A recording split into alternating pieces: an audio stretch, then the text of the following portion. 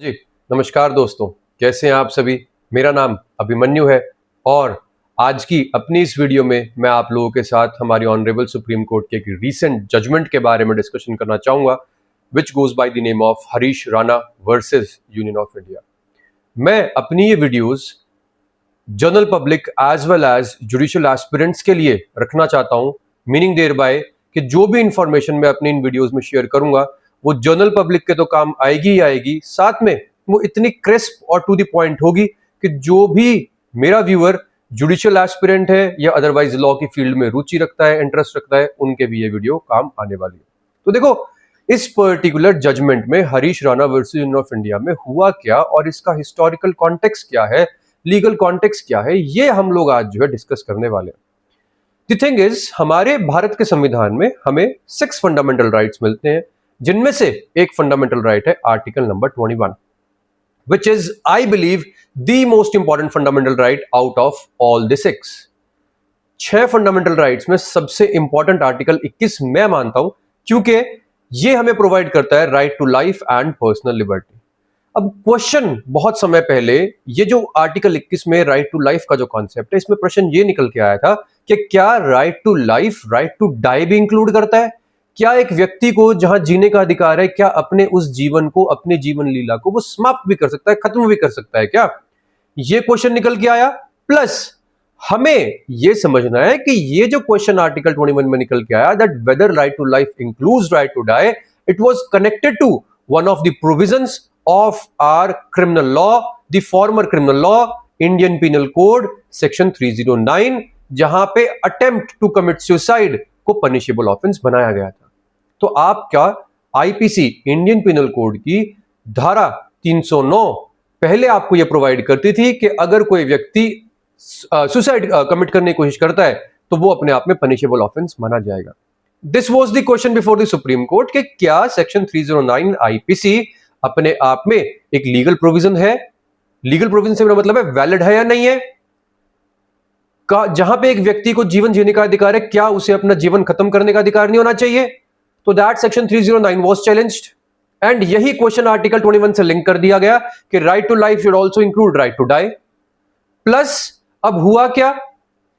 एक चीज और आप बहुत ध्यान से समझना, विद प्लेथोरा ऑफ जजमेंट्स हमारे ऑनरेबल सुप्रीम कोर्ट ने हमें यह समझाया कि भैया right to life under article 21 does not just means right to live as animal existence या विद एनिमल एग्जिस्टेंस। तो एक एनिमल की तरह एग्जिस्टेंस राइट टू लाइफ में नहीं आता। Right to life under article 21 means right to live with dignity. आप लोगों के पास आपके अधिकार होने चाहिए, आप लोग डिग्निफाइड लाइफ जी सको, ये आपका अधिकार है आर्टिकल 21 में, ना केवल सर्वाइवल एज एनिमल एग्जिस्टेंस। अब क्वेश्चन ये निकल के आया कि भैया when right to life includes right to live with dignity, तो क्या उसमें right to die with dignity भी इंक्लूड नहीं होना चाहिए?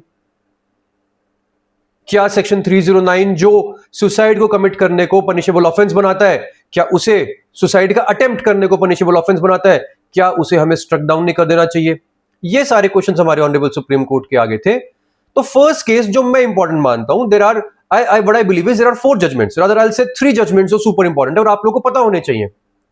पहला जजमेंट था, देखो मैं डिस्कस डिटेल में नहीं कर सकता, मैं आप लोगों को कीवर्ड्स बता रहा हूं, आप लोग उनसे याद रखिएगा। पहला जजमेंट था पी रथिनम के नाम से, जिसमें हमारे ऑनरेबल सुप्रीम कोर्ट ने कहा yes, right to life includes right to die, right to live with dignity includes right to die with dignity and a person can end his own life.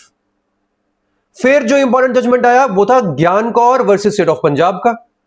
जहां हमारे honourable supreme court ने ये बिल्कुल clearly बोल दिया कि भैया right to life includes right to live with dignity but it does not include right to die. ये ज्ञान कौर में बोला गया था कि right to life does not include right to die.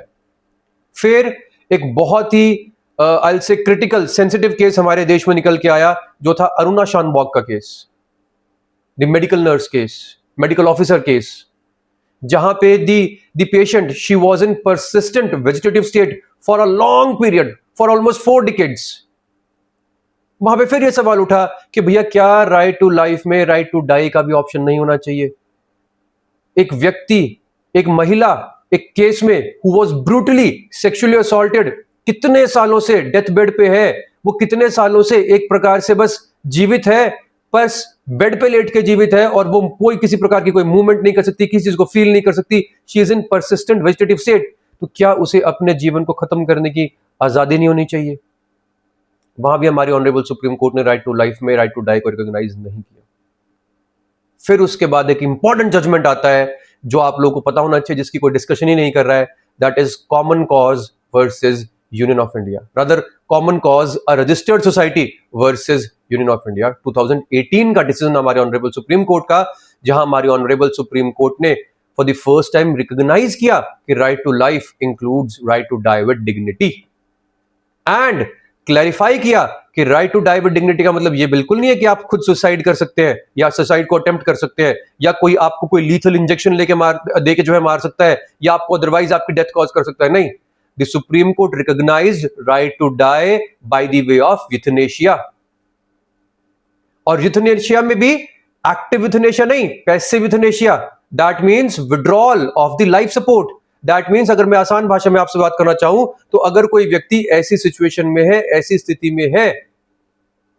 कि वो जीवित रहते हुए भी जीवित नहीं है, बस उसकी सांसें चल रही है, बाकी बॉडी का कोई भी पार्ट, इंटरनल ऑर्गन्स प्रॉपरली काम ही नहीं कर रहे हैं, ब्रेन काम ही नहीं कर रहा है, ब्रेन डेड हो चुका है, तो ऐसे व्यक्ति की जो भी लाइफ सपोर्ट सिस्टम है उसे रिमूव किया जा सकता है, ताकि वो व्यक्ति जिस प्रकार जीवित था पहले, जो भी उसको इंजरी हुई या जो भी उसको प्रॉब्लम आई उससे पहले डिग्निफाइड लाइफ जी रहा था, उसी प्रकार वो डिग्निफाइड उसकी लाइफ, उसका जीवन उससे वापस भी लिया जा सके। अगर आसान भाषा में बात करूं, जो मेरी इस वीडियो का पर्पस भी ऑब्जेक्टिव भी है, तो भैया आप एक्टिवली पार्टिसिपेट करके उस व्यक्ति की डेथ कॉज नहीं कर सकते, उसकी लाइफ को एंड नहीं कर सकते, परंतु जो लाइफ सपोर्ट सिस्टम्स हैं, वेंटिलेटर सिस्टम्स हैं, आप उन्हें रिमूव कर सकते हो, जिससे कि वो व्यक्ति डिग्निफाइड डेथ को भी अचीव कर सके। पर ये बहुत रेयर केसेस में था, इसमें बहुत सारी कंडीशंस लगाई गई थी, जैसे मेडिकल बोर्ड की परमिशन लेना, और बहुत सारे इसमें जो है कॉम्प्लेक्सिटीज थी। प्लस एक और इंपॉर्टेंट जो है इसमें पॉइंट निकल के आया था, जो again nobody is discussing, that is the concept of living will. अब इस लिविंग विल ये है क्या, इस पे क्या हमारे ऑनरेबल सुप्रीम कोर्ट ने कहा, इस पे मैं एक सेपरेट वीडियो जरूर बनाऊंगा, पर आप ध्यान रखना है टर्म लिविंग विल, माने जीते जी एक व्यक्ति ये विल कर जाए कि भैया कल को अगर भगवान ना करे मुझे ऐसा कोई भी प्रॉब्लम हो जाती है बाय एक्सीडेंट और बाय एनी रीजन, कि मैं ऐसी स्टेट में पहुंच जाता हूं जहां जीवित होते हुए भी I can not express my consent, मैं कुछ बोल नहीं सकता, मैं कुछ बता नहीं सकता, तो ऐसे केस में कल को मेरे लाइफ सपोर्ट सिस्टम को हटा दिया जाए और मुझे जो है इजीली मरने दिया जाए। जितना आसान लग रहा है मेरे द्वारा बोलना, इतना आसान है नहीं। ये वर्ड्स में इसलिए यूज कर रहा हूं ताकि आप लोगों को इजीली समझ में आ सके। लिविंग विल का कॉन्सेप्ट आया कॉमन कॉज वाले जजमेंट में, हमारी ऑनरेबल सुप्रीम कोर्ट ने कहा कि ठीक है, right to life includes right to die but only by way of passive euthanasia. I hope आपको पैसिव यूथनेशिया क्लियर हो गया होगा, जहां पे आप किसी को एक्टिवली नहीं उसकी डेथ कॉज कर रहे हो, but you can remove the life support systems, you can remove all those other systems जो एक व्यक्ति को जीवित रख रहा है। पर अगेन वो स्टेट क्या है जब आप उनको रिमूव कर सकते हो? देखो मैं आपसे अगर बिल्कुल आसान भाषा में बात करूं तो कई बार एक टर्म है जो पता नहीं मुझे इस वीडियो में यूज करना चाहिए नहीं करना चाहिए, बट उससे आप समझ जरूर पाओगे, जिसे हम बोलते हैं किसी व्यक्ति का जिंदा लाश होना। वो जिंदा तो है but such person can not think, such person is brain dead, उसका जो है उसका दिमाग जो है वो काम नहीं कर रहा है, such person can not move, वो कोई रिस्पॉन्ड नहीं कर रहा है, वो कहीं पहचान नहीं पा रहा है, वो कुछ भी नहीं कर पा रहा है, बस जीवित है, बस सांसें चल रही हैं, and that person is on death bed, वो एक बेड पे लेटा हुआ है बहुत सालों से without any expressions, without any movement, जो हमारे करंट केस हरीश राणा वाले में भी हुआ। पिछले कई सालों से हमारा जो इस केस में पेशेंट है जिसको अब अलाउ कर दिया गया है, वो पिछले कई सालों से he was kind of a person जो बस डेथ बेड पे है, सांसें चल रही हैं, बाकी किसी प्रकार का कोई भी मूवमेंट नहीं था, no eye movement, no hand movement, no recognition, no expressions, nothing at all. तो कॉमन कॉज के केस में हमारे ऑनरेबल सुप्रीम कोर्ट ने पैसिव यूथनेशिया को अलाउ किया, रिकॉग्नाइज किया, एंड ये जो हरीश राणा का जजमेंट है, it is the first case जहां हमारे ऑनरेबल सुप्रीम कोर्ट ने एक व्यक्ति को अपनी ही जीवन लीला को समाप्त करने के लिए अलाउ किया। दो हरीश राणा का जो एक केस है, इनमें इनके पिताजी के थ्रू ये पिटीशन आई थी और वहां पे हमारे ऑनरेबल सुप्रीम कोर्ट ने अलाउ किया है। तो मैं अपनी इस वीडियो से सिर्फ आपको ये समझा रहा हूं कि आपको